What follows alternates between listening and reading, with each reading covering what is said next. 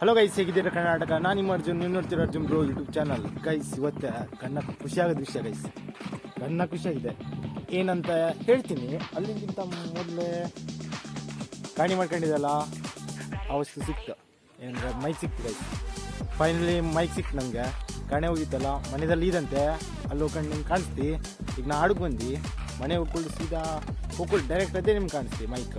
ಇವತ್ತೊಂದು ಆಡಕ್ಕೆ ಬಂದಿ ನೋಡಿ, ಕಟ್ಟಿಂಗು ಮಾಡಿ. ಈಗ ಕಟಿಂಗ್ ಹೆಂಗಾಗಿದೆ ಗೈಸ್ ನೋಡಿ, ಕಟಿಂಗ್ ಚೇಂಜ್ ಆಯಿತು ಗೈಸ್.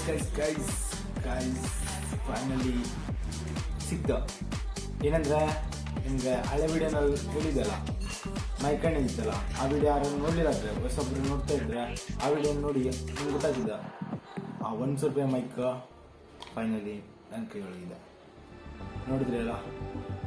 ನೋಡಿದ್ರಲ್ಲ ಮೈಕ್, ವಾ ಸಿಕ್ತಲ್ಲ ಫೈನಲಿ ಮೈಕ್. ಇದಕ್ಕೋಸ್ಕರ ಹುಡುಕಿ ಎರಡು ಜನ ಕೇಳಿ ಈ ಮೈಕಿಗೆ 100 ರೂಪಾಯಿ ಹೋಯ್ತನ್ ಮಾಡಿದೆ ಡೈರೆಕ್ಟ್. ಯಾಕಂದರೆ ಹ್ಯಾಂಡ್ ಮೈಕ್ ಇತ್ತಲ್ಲ, ಹ್ಯಾಂಡ್ ಮೈಕ್ ಇತ್ತು 100 ರೂಪಾಯಿ ಒಳಗೆ. ನೋಡಿ ಲಾಸ್ಟಿಗೂ ಸಿಕ್ತು ಕಾಣಿ ಆಗೋದು. ಎಷ್ಟು ಕಷ್ಟ ಆಗಿತ್ತು ಕಾಣಿ ಆಗಿದ್ರ.